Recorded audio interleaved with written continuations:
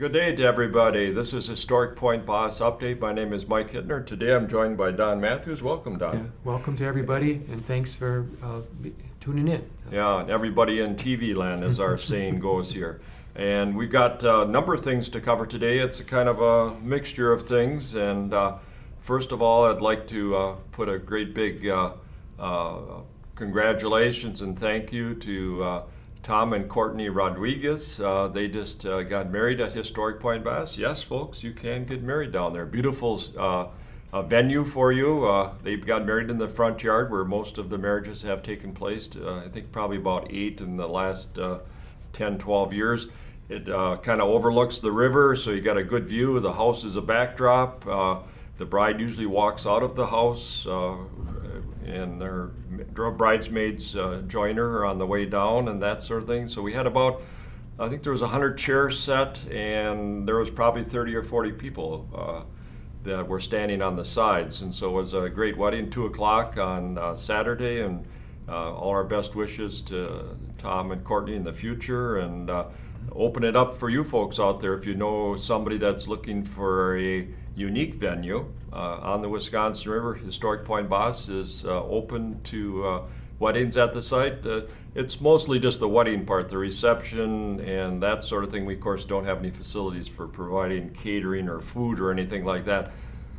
I'll take it a little less than that. If it was a real small group, they could have a reception or something there if there was 25 or 30, but we just don't have facilities for anything big. But keep that in mind for any of those, or if there's something coming up in 2019. I think we got one in 2019 kind of permanently lined up, and so as long as it doesn't conflict with one of our weekends when we have something going on, we're certainly open to entertaining your wedding at our site. So there is a charge, right? There certainly is a charge, yes, and it's dependent on how much time you need and how many days you need. If you need a practice day, on a Friday, and you need the wedding, and how many hours you're going to be there. But it's a minimal charge, from what I understand from people that have checked other venues in the area. It's a very minimal charge, so take advantage of it if you'd like. We're taping this just before our Harvest Fair, which is Saturday, September 15th, 10 to 4. We've got all of our buildings will be open and interpreted. We've got HCE 51, a group that's going to provide lunch, so you don't even have to worry about that when you come down. They'll provide lunch, and they'll have beverages and things like that to serve. And so what we do is we do 2 events a year. We do our festival and we do our winter feast, and we only have a license for 2 events. So any other events we give over to other groups within the community. This is a group from Nakusa, and they always provide a nice lunch for everybody that comes down and visits. We'll just kind of go over the site a little bit. The schoolhouse will be open. A lot of the Master Gardener gals are there. The school teachers are there. The Master Gardeners usually have a project for the children, different types of projects that they do with the children. You get an interpretation of the school coming across. The barn will be open. We got our fingers crossed. Jeremiah's Crossing may have a horse or 2 there. We don't know. That's a little iffy at this point in the planning. It just depends on their schedule.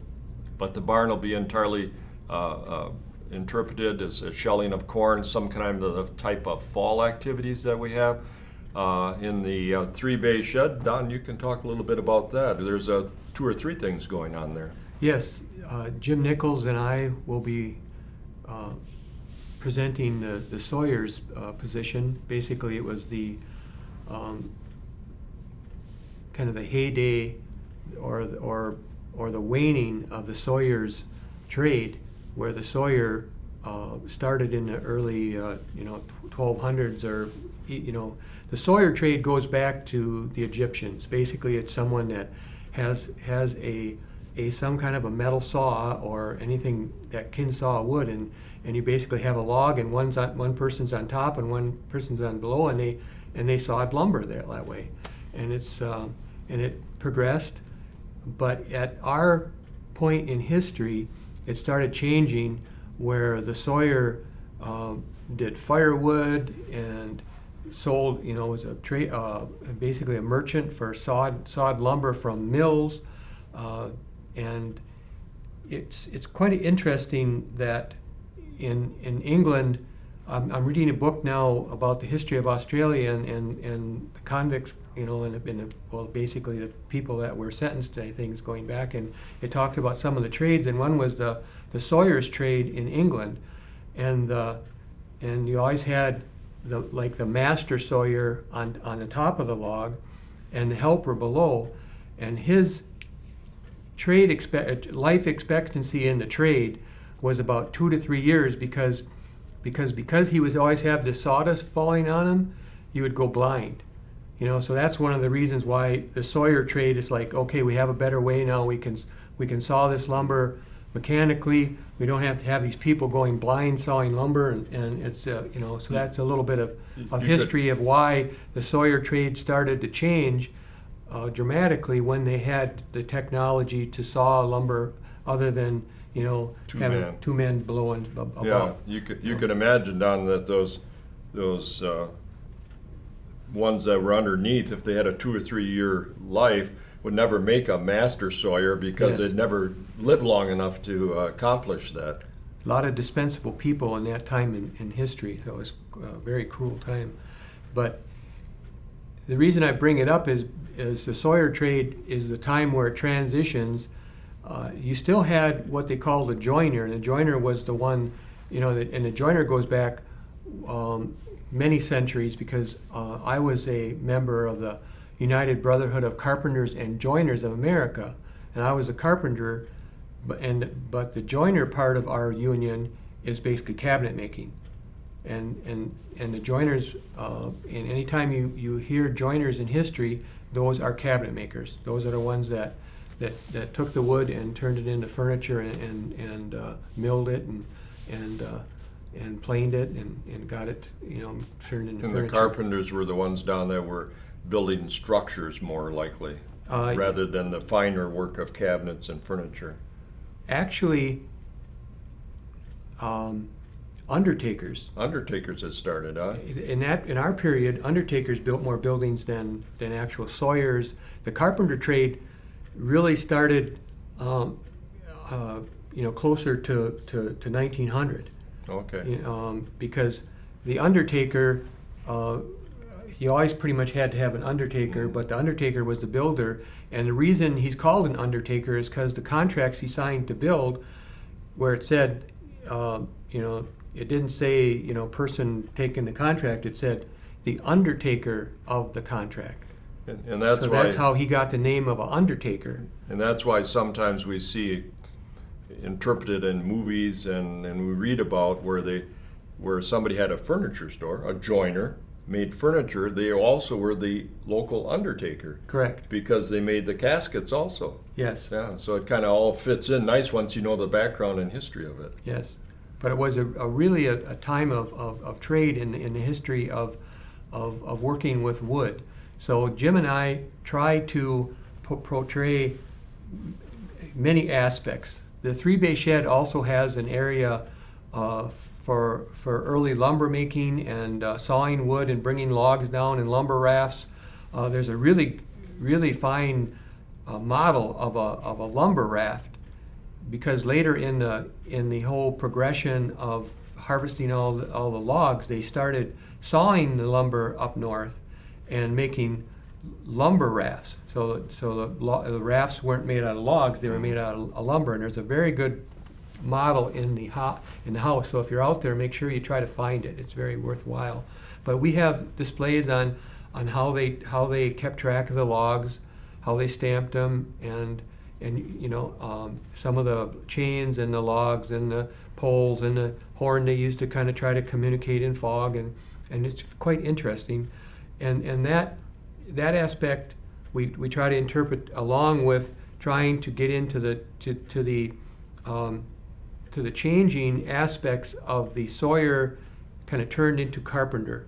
Mm-hmm. And in our time, I think what I like, this comes from me, my thought is the sawyer at this time is kind of like a lumber merchant carpenter combination, because he'll do anything pretty much, and it varied from community to community quite dramatically on how much they did. And the shed that you see at Point Bass is probably populated with many more tools than you would have found in our community. Our community, what was it, 160 at its heyday? Something in that area, yes. So it probably wouldn't have had quite this inclusive of a carpenter shop, but many things at Point Bass, we tried to interpret the time period of Robert Wakely, along with giving you as much history of the time period as possible. So some of these things may not have been on the Wakely homestead, but it's definitely in that time period. Yes. The unfortunate part that we got when we got the Wakely home and that sort of thing is we got a few pictures, but we really didn't have any long background of what exactly they did there and when they did it. I think whodunit gives us a little glimpse into it, because in the script that was written up, we had a sawyer that actually was more of a contractor for the timber, and his helper and him were the ones that actually made the furniture or something. So already that sawyer has gone out of the place of actually cutting trees himself on a regular basis to contracting for getting that stuff into him, and then he made furniture, or he made it ship to this point. He had a regular manifest where it would be going different orders would be going to different places. So he was kind of almost more of a middleman already at the point Yes. of the Wakeleys and right after the Wakeleys. And we also try to interpret that many of the locals couldn't really afford, or it was out of their economic plan or their possibilities to actually buy sawed lumber. So they tried to make their own rough furniture and one thing, these people always strived to have I don't know if you'd call it a high class living, but a very organized lifestyle, and they liked to have nice things, but many times they just couldn't afford it. And when you're thinking that a regular farmstead would only probably last 3-4 years, and the majority of them failed in 3-4 years. Yes. So, Yeah. but anyway, my point is that the sawed lumber was mainly for people that had money, and the people that really didn't have money bartered for things, and they try to make their own rough furniture. And we try to portray how you can use the fro and split wood and make rough furniture and plane it yourself and make do. A lot of the lifestyle at that time in this area was just to make do. Yeah, and a lot of the furniture, when you look at it in the Wakely house, of course, it's a little more finished and everything, but a lot of it was utilitarian. It was just to get by, and hopefully as things improved or economically they could get better furniture or afford to buy better furniture, and they just got something that was very basic. I think probably a good example is a couple of the benches that you and Jim made. Yes. Those were very basic and not too hard to make, and everybody could probably make those, but it was a sort of thing maybe before you even had chairs, you had a couple benches. Yes, definitely. Around the kitchen table or the dining room table or something like that. And then the house, it's interpreted that way. There's a couple benches, and then there's more of a formal table in the parlor, but that's more for playing cards or games or reading the Bible or maybe doing some sewing or something like that sort of thing. Also, we should mention, Don, and you've had firsthand experience with it. We'll be pressing apples with our our hand apple press to make some apple cider, and people are encouraged to come and taste a little bit and turn the crank a little bit to see that it's not an easy project. I think this year we had an abundance of apples last year, folks. We had, I think, 12 bushel just from our own. And this year we got, of course, the opposite. We kind of run in streaks there. They bear heavy every other year, it seems to be. And so we're probably we picked a peck off of the tree by the schoolhouse, and we'll probably get maybe a half a bushel off the trees we got, and tomorrow we're going to go out and pick some. Somebody in the community has donated some apples, so they have some extra apple trees, and we'll probably pick up 4 or 5 bushel there. So, and we'll have enough for tasting. We in the past have made apple cider that we could use at the Spirit Walk, but this year just won't have that. We'll have to actually probably purchase it this year. So So it's a good opportunity to taste this apple cider because it tastes a lot different than the pasteurized, homogenized stuff that you get normally nowadays, and little cups of it, but it gives you a good example of what it's like. We in the past, it's just an example of doing it, a demonstration, and just through critiquing what happened. The people were working so hard to try to get all these apples squeezed and to make the juice that many times they probably weren't interpreting it as well. So we're just going to kind of try to slow it down so people can interpret more and be more relaxed and not be in such a like a work-related mindset. Yeah.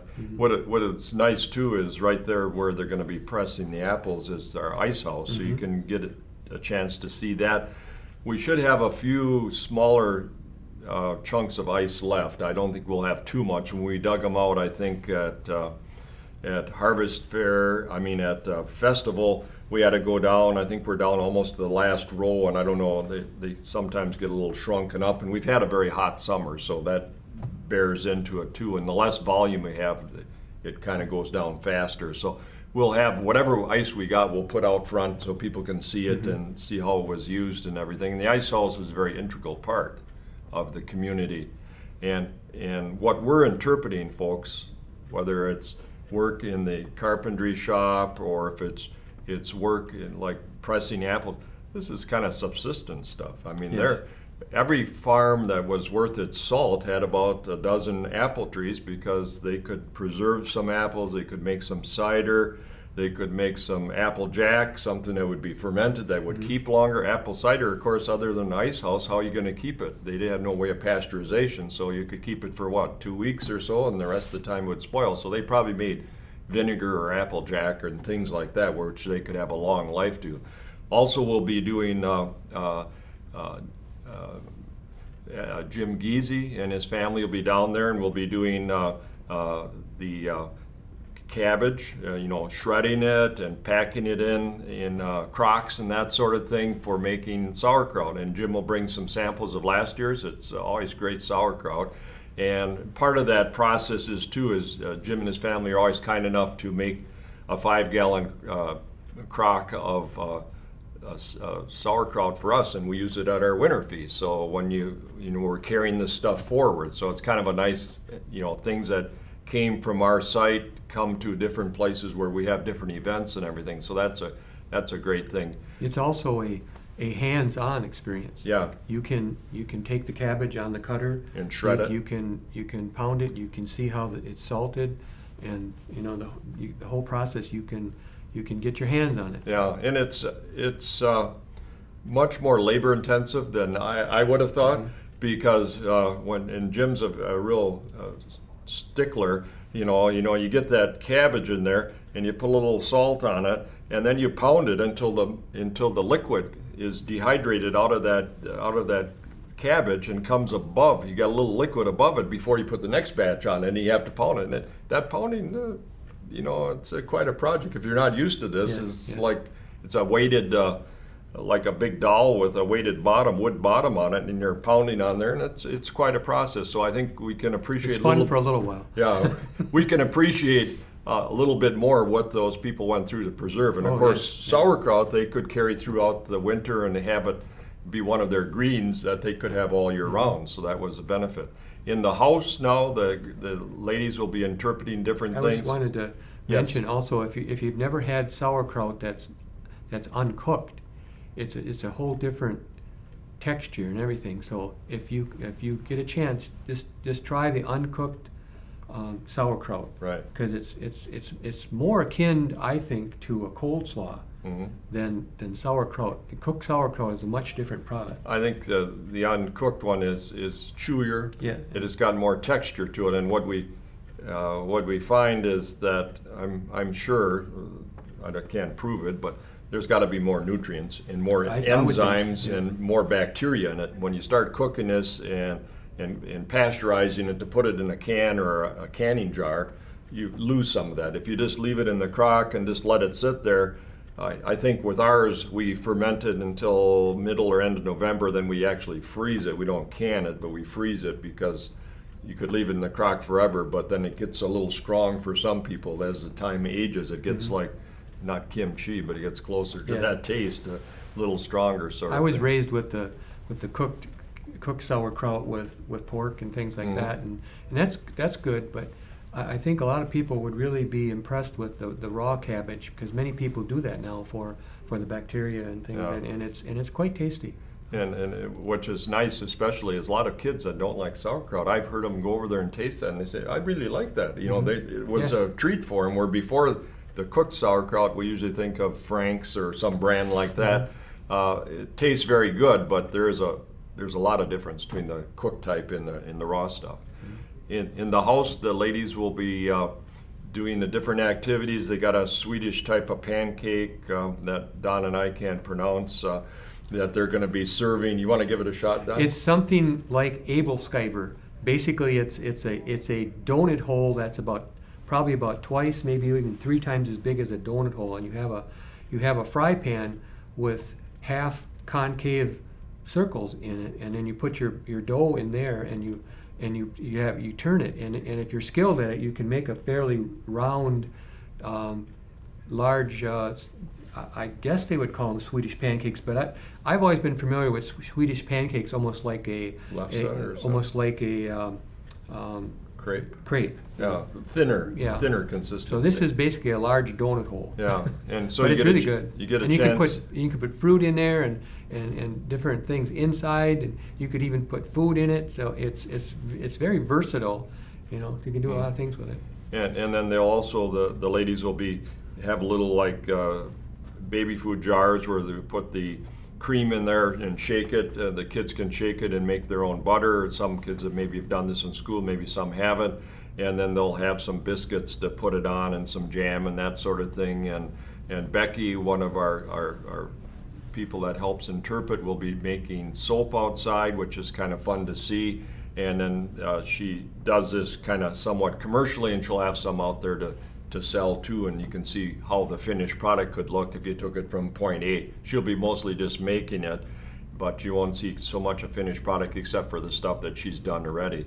And then well, there's that loom upstairs too. We just had that loom. I don't know if it'll be operational, but people can see the loom up there. Yeah, so if you're into weaving, there's a good display upstairs for that. And the upstairs is really in good shape now. The ladies have really did a lot of work to make the house. The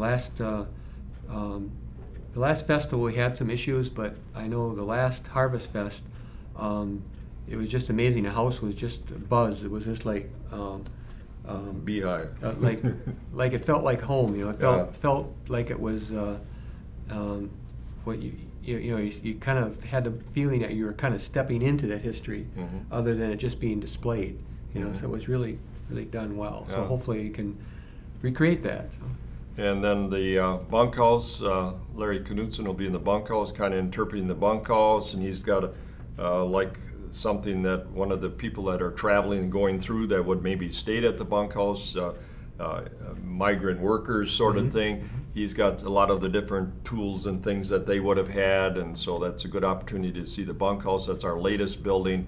There may be a possibility that we'll have somebody in the warehouse doing some spinning of clay and making some bowls and that sort of thing. That's a possibility. And of course, Tom will be in the trader's cabin, and so we welcome Tom back. He's been up north at his cottage for most of the summer, so we'll get Tom, and Ken Hartshee will be in the blacksmith shop. So a good opportunity for you to see the whole site. What I always like to explain is it's a little laid back, it's a little calmer, not as busy as the festival, and so you get more chance if you want to talk, ask questions, you can do that, where you don't sometimes, or it's so hectic sometimes during the festival that we just don't get time to do that. Now it's a little more laid back and we can do some of that sort of thing. So keep that in mind. That's our Harvest Fair on September 15th. It's a Saturday from 10 a.m.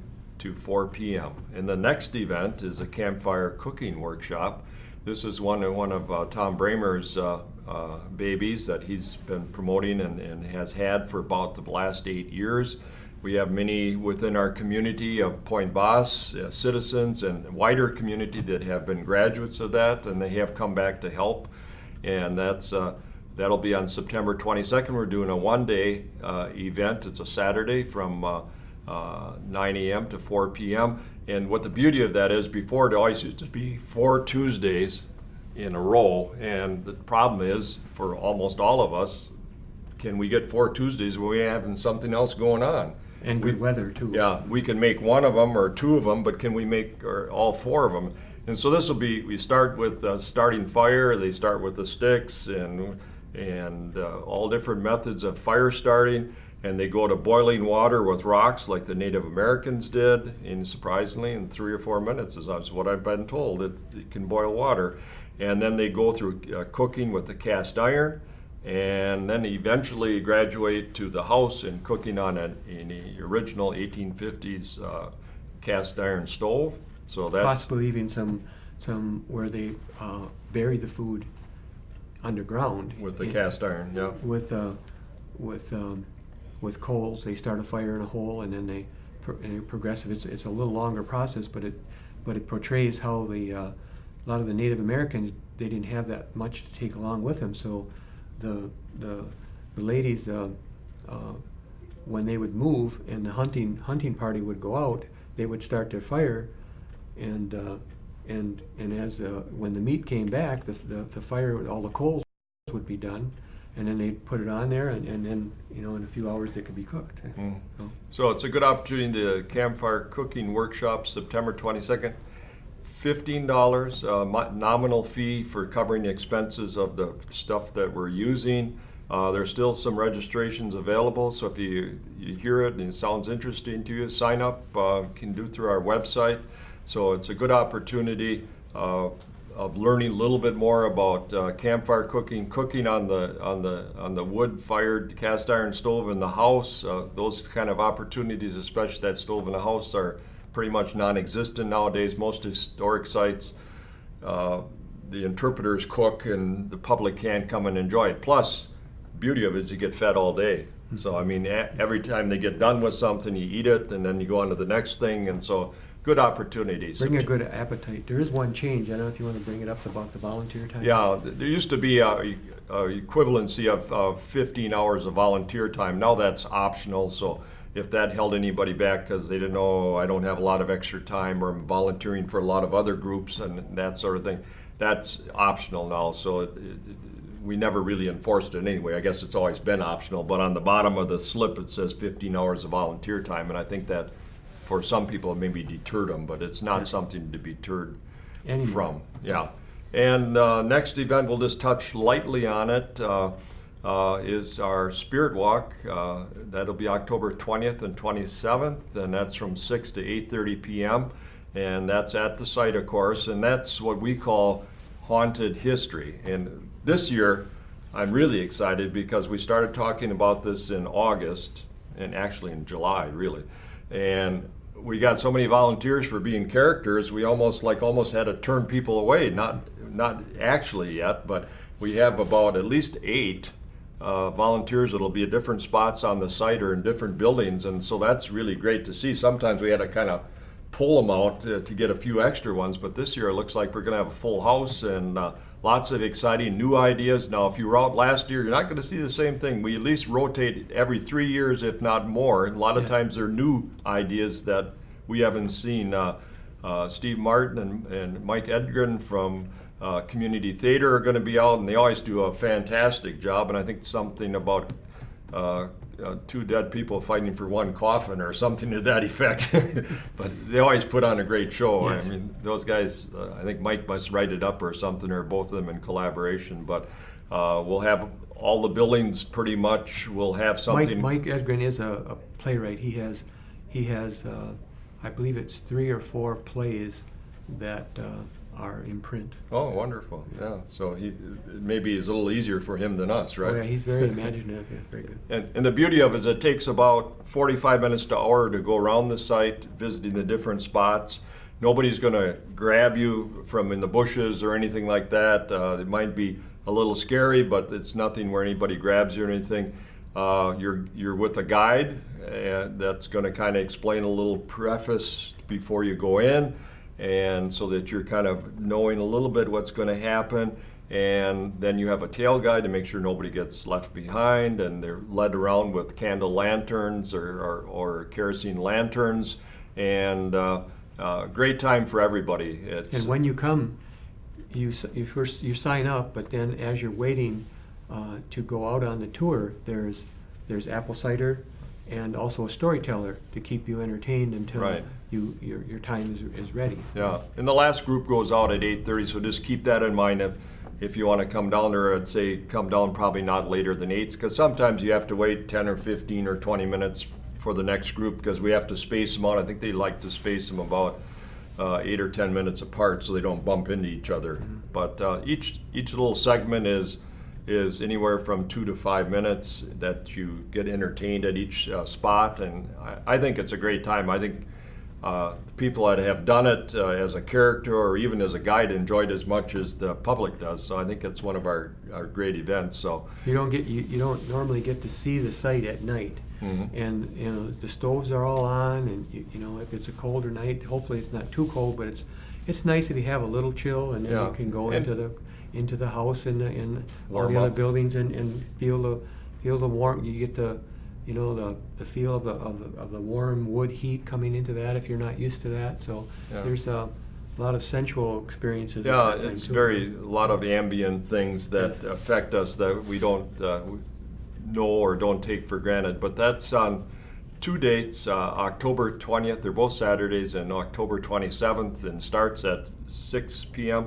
If you have a little trouble walking, or if you had smaller kids or something and you wanted to come early, then we suggest you come in, because we have light usually till about almost 7 o'clock. So if you want to come about 6 to 7, it's pretty good. Our terrain is fairly level, but there are some ups Yes. and downs, and you got to figure probably about a half a mile of walking in that whole circuit that we do. But come early if you have some contingencies or you're worried a little bit about that. And then we go till 8:30. Last group out at 8:30. So great time. I think you'll totally enjoy it. Now, Don, I want to introduce you again. Don is for Historic Point Boss is our new president. Congratulations, Don. You're welcome. And it's as I know from past, it's a big job. It isn't like you sit there and sit on the laurels and nothing. You don't have to do anything. We know that. I mean, Yes. as citizens, we do plenty, and now as president, you've picked it up a little bit more and are doing more than that. So let's just talk about a couple things. We've just had a board meeting about 2 weeks ago, and we've got another one coming up end of this week. But in regards to we have a lot of school groups out there, and there was some concern in the past that was brought up at a citizens meeting. Do we have a protocol for safety issues? If a storm comes up, or if somebody should get hurt, or whatever, that sort of thing. So we invited Sarah McCormick from the Wood County Sheriff's Department. She's an investigator. And she does presentations and works with different volunteer groups such as ourselves. And she came down once to kind of walk through the site, and then she came back to do a presentation to our citizens, and then we videotaped it, and so it's available to other citizens that couldn't make the meeting. But basically going through a protocol, how do we contact each other in case of emergency or something like that? Some just basic things, which looking back now, I wonder, why didn't we do it before? But I mean, we just didn't think of it, I guess. And nowadays, I guess better to be a little prepared for something rather than trying to play catch up after something happens. Well, I'd like to address that, in a little while, but first of all, I'd like to say that, I'm not the only change that is happening now at Point Boss. And of course, I don't have that much of an agenda for change. Mike, I was very satisfied with how Mike was running things, so it's really not a matter of having a big agenda of great big change. And many of the things that are happening are just things that came up, and it looked like there's a lot of change, but it's just basically addressing things that have come up. And also, we have a new treasurer in Paula Clavine, Mm-hmm. and we have a new school group manager in Doreen Harchie, and they're all doing a very fine job, and they're also trying to update the program. You know, and one of the reasons is, well, basically because Stella and Ed are not in the picture anymore, and they've started, you know, I don't know if they started this program. They but didn't start the school program, but Stella was very instrumental for probably 5 years in that school program and then expanded it. I kind of worked with the early years, but I'm a telephone Mike. I'm not the guy on the computer, and Stella kind of got computerized, and she sent emails to the schools, and they communicated by emails, and so that was a major difference with Stella. She took it up to another notch. Yes. And now Doreen has taken up another notch, and what we're doing now too, folks, since we got the bunkhouse and some other buildings, we're offering more opportunities for schools to say, if our volunteers are present and we can get those volunteers, we've got maybe 5 buildings or 6 buildings you Yes. can tour now, not just 4 as it used to be. Not that you can tour all 6, but you could choose 4 of those 6. So you could choose different buildings now. Probably the house and the school are probably 2 that are probably permanently be on the tour, but you could have a choice of the blacksmith shop, the barn, the fur trader's cabin, or the bunkhouse now. And also the master gardeners have come into the picture, and Yes. they're doing things with touring of the garden. They have a really nice program because this year they raised flax and cotton, so they could show the kids the Broom different corn. plants. Corn Yes. that they make brooms out of. Yeah, so we've kind of expanded what's available to the kids, and I can't say enough about our school program because, you know, there's a lot of the schools used to go to Heritage Hill, which is an excellent place in Green Bay. But can you imagine, folks, 2 hours driving there, Yeah. 2 hours coming home?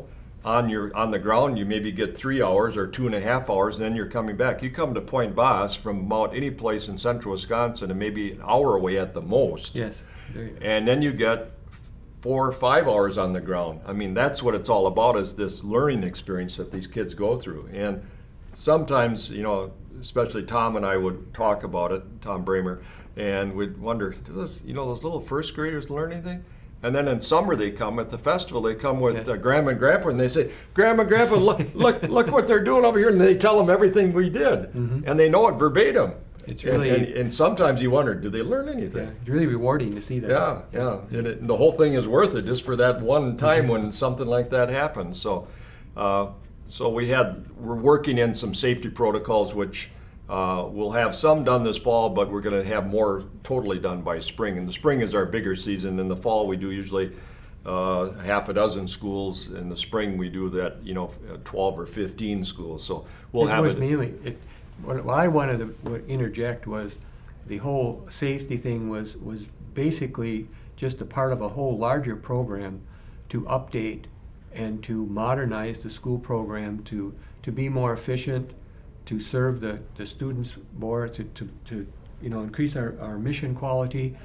There's another thing we're doing. We're going to have a signal system, so there isn't so much confusion about the end of each section, because if you're not familiar with it, you have a large group, sometimes 50, 60, Divided into 4 groups. and divided into 4 groups, and then they like go, one group will go to the schoolhouse, one group will go to the house, one group will go to the barn, and then basically after 45 minutes or so, 20 to 30 minutes, 20 depending minutes, on how then- much time they have. Then they switch, and a lot of times it was hard to coordinate everyone quitting at the right time to switch, and it was just creating. So that's an improvement we're really trying to adopt this year, where there's a signal, like about 5 minutes before that session should end, and then another signal when it ends, so people switch at the same time, so it's coordinated. So people aren't losing time, because if it created so much confusion that some people were being shorted on their program for that specific thing. So Well, what we usually explain to the students and the teachers and the leaders, they have chaperones and stuff like that, is not all of our interpreters have timepieces. So Yes. it's up to you to let them know when you got when 20 minutes are up and they got, say, 5 minutes left, and then we have to rotate to a different site. And of course, the chaperone or the teacher sometimes gets caught up in what's going on and the questions the kids are asking. They lose track of time themselves. So after a while, nobody knows. So what happens is they stay 10 minutes longer at the fur trader's cabin. That means when they go to the school teacher only gets them for like 12 or 15 minutes, where she'd like to hold 20 or 25 minutes. And there's quite a troop between some of these sites. There's, a quarter mile between some of these places. So it takes a while for those little legs to make it to the next site, though. You see those kids are running usually from one site to another. But so if you've ever had a school group there and you're frustrated that it got confusing, we are trying to solve that. And I think we've have a good system in the future going forward. And encourage anybody who's out there, whether it's a grandparent or a parent or a school teacher, to contact us through our website. It'll get shipped to Doreen. I think there's a special place on there for the school events, and there's actually pictures and a little dialogue with those that shows kind of a little bit of the interpretation. And you can go directly to that and find out what the cost is. Cost is, I can tell you folks, is very nominal. From what most of the feedback I've gotten from teachers is that the buses cost more than our program cost. So, I mean, not that isn't a big thing, because you have to get there by a bus. The only thing we had people come with not buses were either homeschool groups or some of the like St. Paul's Lutheran or something. Some of those groups van pooled. I think the public schools can't do that because of restrictions they have for insurance and that sort of thing. So we also are having more programs on site that aren't initiated by the Point Bass. They're going to be on. It's similar to the reenactors that are in. When was that? It's October. Sometime, yeah. In October, and that's been going on for the last probably 5-6 years, where it's a more historically accurate representation, and they really take pride in getting everything historically accurate, and it's kind of over by the cabin area.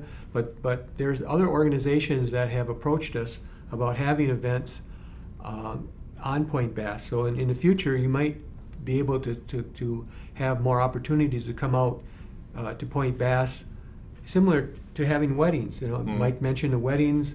So if you have an event you might want to hold, and our weekend is that time period is open, you can contact us and have your event at Point Bass. Yeah, we're open to that, and like Don was saying, we've had 2 or 3 other groups contact us about the possibility of that. So in the coming, it won't be sponsored by Historic Point Bass, but they'll be using our facilities, whether it's the grounds and maybe a couple buildings or something. And so that we want to make the site used by a lot of people, because even when I was out there for the wedding, just to regress a little bit, I don't know, I had probably a dozen people come to the house and say, "Oh, I'd never been here before." Exactly. And then I gave them a little mini tour of the house, and "Oh, this is wonderful," and all that sort of thing, that you. And I had people from Nakusa that were at the wedding, because it was a Nakusa wedding, and said, "Well, we never been here before." I mean, we're only like stone's throw from Nakusa, but I mean, that's true. We're all very busy in our life, and sometimes we don't get there. So it's, as we used to say, it's one of the best kept secrets sometimes around, and it's living history where you can sit on a chair or you can touch things, and it's not a museum. We have an excellent museum in the area, and so we're not trying to replicate that. We're a living history site, and so that you get to partake in a lot of things like that. One of the other things I think that's coming up on the agenda, and we talked about 3 months ago, Historic Point Bass is looking at entering into a conservancy.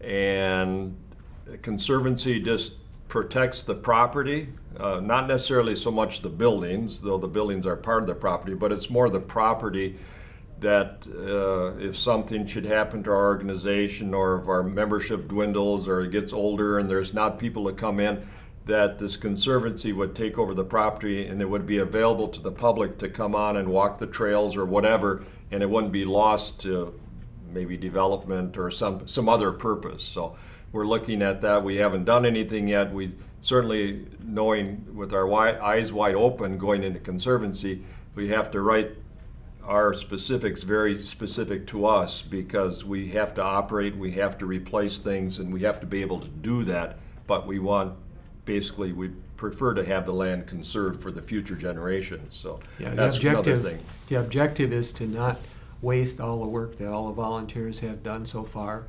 And like Mike says, this conservancy wouldn't have funds to keep the building in repair if no one was volunteering anymore, but at least they would be there. And if in the future people would want to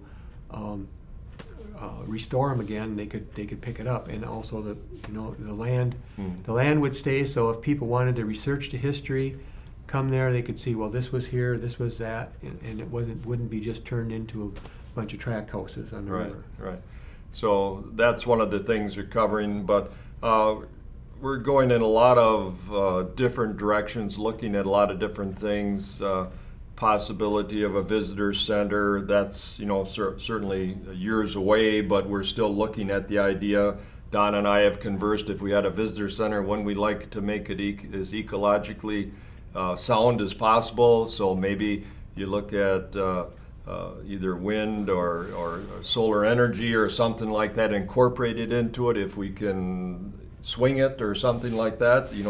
We're both conservationists, and we'd like to preserve that as much as we could and make that site energy efficient as much as we can. Yeah. So that was, and that was, like I said, in the past, and previous statement here, that it wasn't such, like you came in with a platform that we're going to do this, this, and this. It came up in a meeting where we wanted to have a plaque for Stella to acknowledge her contributions, and we have the small entrance to the schoolhouse is basically where we put plaques and things like that. And then in that discussion, it was like, well, so we have a plaque for these people, but what about all the other people that have went before? And then it came up with the idea, well, maybe we should have a building to display this, and we're also looking for some room to store our costumes, and also have some place where our volunteers can have a similar to a break room, but a place to dress, and a place if there's any kind of a illness, they can go, because through going to our other conferences, it's been shared that many of the volunteers, if they have a medical issue or they get sick, just going and sitting down, the public doesn't know this, so they think they're doing their volunteer work in a presentation, and they really need to get out of the public's eye so they can relax and take care of their medical problems. And so there's a number of issues, and we're trying to roll them all into this visitor center and make a sort of a memorial to all the people that have helped in a history line of how Point Bass was saved and reconstructed and rebuilt, and all the people that helped, and also maybe some history of other things that are happening in the area, and a section where we can keep all our costumes and our records safe, and also a break room. And there's also the fact that Stella had donated $25,000 to Point Bass, and at first we thought we could do something in the school group area because that was so dear to her heart, but in the end it seemed like it was not possible to do it in an equitable fashion, to do it that way, and came up that maybe we could name the visitor center the Ed and Stella Michaels Visitor Center and use that money for that. And we have a couple corporate sponsors that may be thinking about this, and then the whole aspect of it is coming, how much is this going to affect our budget for maintaining this building? Because my construction background, I learned that many buildings have enough money to be built, but they never have money to maintain them afterwards. So that's probably a bigger issue. So if we can if we can roll the cost of supplying power for this building with like a solar project also, it would be almost self-sufficient. And that's, then we're not putting pressure on the budget of Point Bass for the future. Yeah, and we're looking at that as a part of the reason, folks, is that originally when we brought the Columbia Schooler, that was supposed to be an interpretive center. But we had a few one-room school teachers that really got excited about it, and all of a sudden it turned into a school. And the school was a great idea because the children, it's important when they come out and tour to find out, well, how did kids go to school years ago? Because this one-room school thing, we're slowly, those people are dying off, and pretty soon there won't be anybody teaching, let alone going to a one-room school. Those people already are probably in their 60s that went to a one-room schoolhouse. So we can carry forward that by doing that. But originally that Columbia School was supposed to be the interpretive center, but the teachers within our group said, holy cow, we can't let that go. So they got 3 desks in and then 6 desks, and pretty soon it was a school, and it wasn't an interpretive center. And like Don says, it's the entryway to the school is the interpretive center now, which is way too small for what we'd like to do, sort of thing. So that's a good history, because that brings into a point that I've always wanted to share, that Point Boss, and I feel the same way, that my position is to help people with their projects at Point Boss and go in the direction they want. So we're striving to be a place where if people want to come and interpret things and start a new share a new craft or a new history, we can help them, and so we're trying to be as inclusive as possible, and we want our volunteers. We want feedback from our volunteers.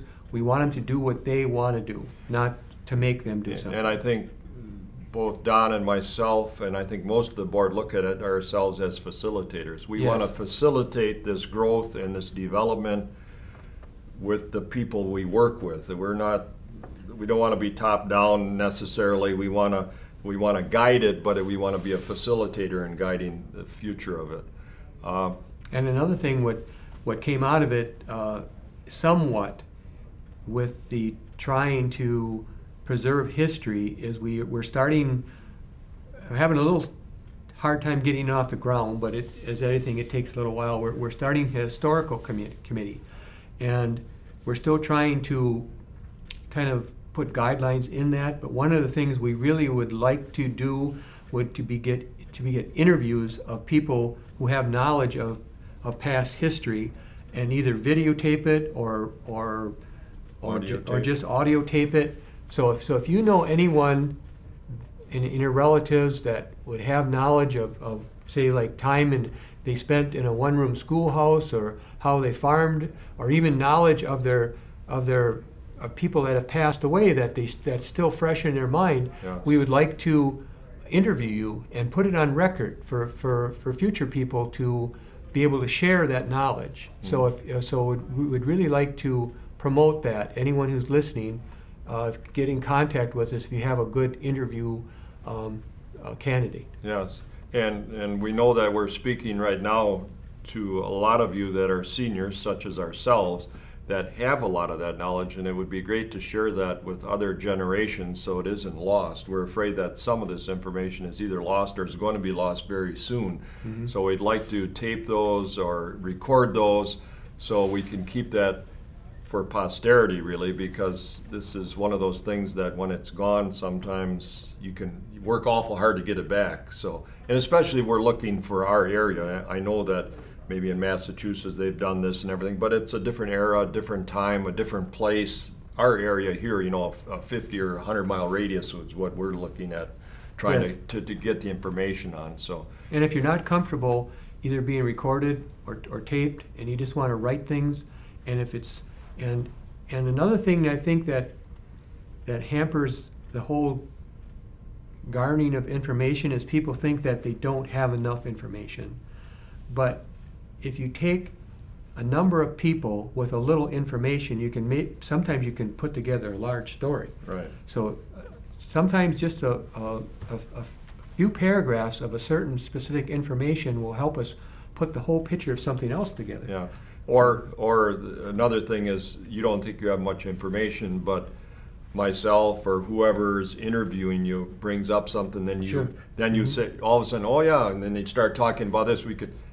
I've done that a number of times with other people, and you start talking in 5 minutes, you think, well, we ain't got nothing to talk about, and then the first thing, it's 45 minutes or an hour later, because it recurs memories to you, and all of a sudden, oh yeah, I remember about Uncle Joe did this, and so Exactly. that's the sort of thing we're looking for, that sort of thing. I'd like to thank Don for being on the Thank program today, and thank you all for listening, and have a great day. Thank you.